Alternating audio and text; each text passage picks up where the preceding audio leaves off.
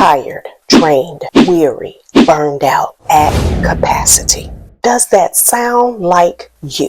Let me tell you, the level of mental and physical exhaustion over 40, heck, after 50, is unique and so unwelcomed. If waking up and going throughout the day feeling drained beyond measure has become your new normal, then I have 5 powerful solutions to help you get out of this state. I felt weighted down, lacked focus, had lingering body pains. My eating habits were not something to mimic, and irritable to the nth level of pissosity at everyone and everything. To such an extent that I earned myself a diagnosis of chronic fatigue. I was on empty mentally and physically until some of my mental and physical exhaustion can be attributed to changing hormones and just having more birthdays. However, I would have to say that a larger part of my mental and physical exhaustion came from me not having well established and enforced boundaries with others and myself. Our 40s, 50s, and beyond, this time of life is supposed to be the wisdom time of our lives, filled with excitement for new beginnings, a chance to reinvent ourselves, to create a life that more accurately aligns with more mature values, a chance to prioritize our well-being. But unrelenting fatigue just won't let us be great. Wouldn't you agree? The reality, there were too many things I was permitting myself to do solely to appease others and because I wanted to feel needed. Ouch. There is nothing wrong with doing nice things for others. However, I failed to consider and measure the cost of all the doing and the being, the toil it was having on me. Sounds familiar?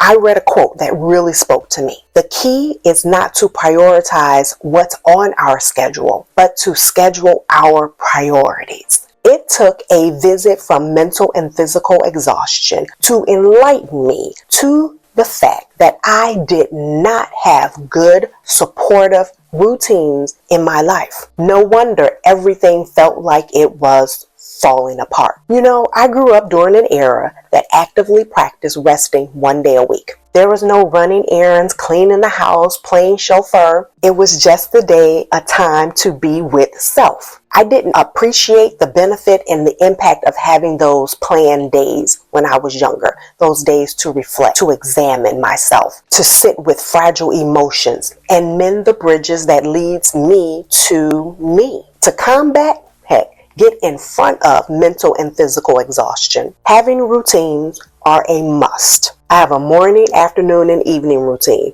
And I'm not just talking about the typical morning routine where you wake up and you drink a glass of lemon water. No, for me, my morning routine, that involves me not engaging with my phone or computer until after a predetermined time. I do not schedule appointments before that time. I am not responding to emails, text messages, nor checking notifications. This is the time I give to me. Time to check in with myself. Determine what type of support I will need in order to be an aware and intentional version of me. Don't get me wrong, I put up a fight in the beginning. I saw routines as being stuffy and confining, only to come to the conclusion that routines foster an environment for boundaries to be taken seriously. A most crucial step in addressing mental and physical exhaustion is recognizing when we are reaching our limit. And I encourage you to share your own experiences with mental and physical exhaustion. Remember,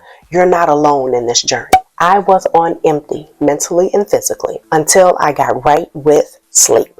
Having warm flashes, racing thoughts, blood sugar spikes, and slowly declining hormones. Getting the recommended 7 to 9 hours of quality sleep can feel like trying to play those arcade games where you try to push the coins off the edge. Or no, even worse, is the game that has the metal claw to go in and grab the prize.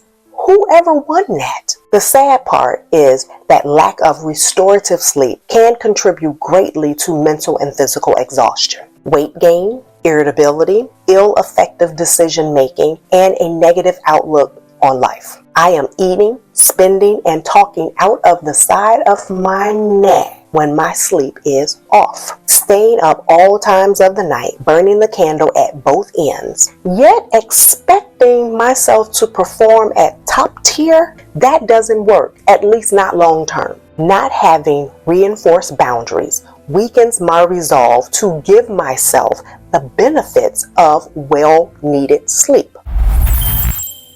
To reverse what doctors call chronic fatigue syndrome, aka for me, I had been playing fast and loose with my energy reserves for far too long. I had to start giving myself a bedtime curfew. I can no longer allow myself to say okay to my pleas for one more show or spend another 30 minutes working beyond the time when I should be in bed. Work that's only going to continue to grow if I'm doing my part right. All the way through college, I lived at home and I commuted to school. I had loved ones who ensured that I took my butt to bed at a relatively decent hour. Then I got married, had some 2 kids, and threw that consistency out the window. Big mistake. I was grown, doing grown people things, yet lacked common sense. My aha moment led to me setting reminder alarms to help me in this endeavor. One of my alarms says, act like your health matters. This is the alarm that I set to tell me to start to prepare to wind down for the evening. And the other alarm says, get your behind in the bed. No more TV, no more TikTok, no more reading, no more work, go to sleep. This simple prompt, reminiscent of my childhood, helps me to hold myself accountable. It serves as a great transition to give me a sense of closure from the demands of the day, to grab the respite my body and mind needs. I was running on empty mentally and physically because I was not fueling myself according to the needs and demands of my lifestyle. When my sleep is less than optimal too many days in a row, or my schedule becomes so jam-packed, I notice myself becoming laxed and less attentive to how certain foods make me feel and perform. I start eating to get through the day, which is very different from when I am eating to thrive throughout the day. There's a distinct difference. I found during perimenopause and postmenopause, I can't handle the stressors of life the same as I did in my 30s. What do the younger generation say? Stop acting like you're brand new. I have been with me long enough to have acquired better insight into exactly how my body and mind and energy responds to a large variety of foods, as well as the time of day those foods are eaten and the quantity. Ultra-processed foods, foods with a resume-long list of ingredients, foods devoid of life-giving properties are simply not conducive for me when exhausted. At 52, consuming more home-cooked meals with food that is easier to digest, that's the ticket. I get the concept of moderation. However, when exhaustion enters the picture, wouldn't it be best to eat with intention, foods that build and replenish? Side note, many times when we make 1 or 2 changes, other benefits fall into place without much effort. I would be interested in the solutions you've chosen for yourself. The way you are feeling, the label exhausted, doesn't seem to do it justice, making what I am about to say seem impossible. But hear me out. If you never saw the benefit of it before, know that some type of daily movement beyond walking to the car, the couch, office desk, or the refrigerator is warranted. Did you know that the payoff of exercise is a healthy release of endorphins? What are endorphins? Endorphins are neurotransmitters released by the hypothalamus in the brain and the pituitary. They are our body's built-in natural hormones to alleviate pain, lessen the impact of stressors, upregulate our mood, and calm our sense of being. What type of exercise should you do given that you are already bone tired?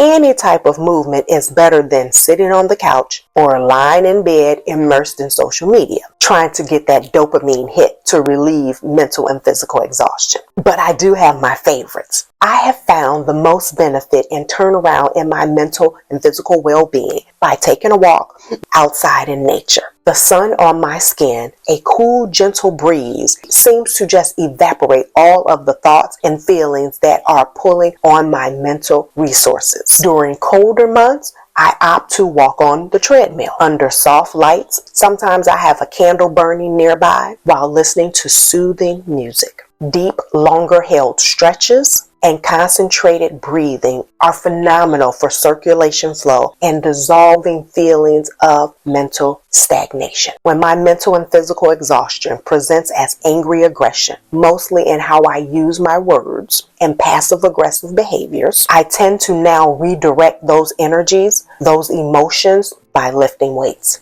There is something about holding a piece of weighted equipment, not succumbing to the heaviness of exhaustion, mentally and physically, and instead eliciting strength that renews my resolve to keep doing better for me.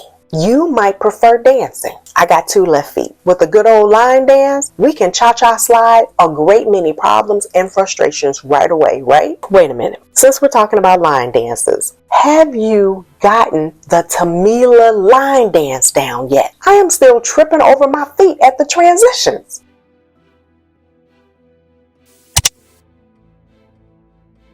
Did you know that misuse of our natural resources makes it imperative that we loop in support? Today I mean support from a supplemental stance. As we grow in age wisdom, our bodies can at times struggle to extract enough nutrients that shield and protect our brain from yielding to the end results, that is, mental and physical exhaustion. Our needs for some minerals change. So why did I think that iron wasn't as important during this phase of life? In my 40s, I was menstruating less. And now in my 50s, monthly periods, not happening. So iron, not really that important, right? Iron levels should be monitored despite the lack of a menstrual cycle. I didn't know that. Now I do. Because low iron levels could make it more challenging for us to have enough energy to be active. Low iron levels could shift our thyroid function in less than favorable ways. This may or may not be your experience. It is something to be mindful of, though. We are all unique, so always check with your doctor. And while you're at it, discuss how these amazing supplements can be used in support of your goals.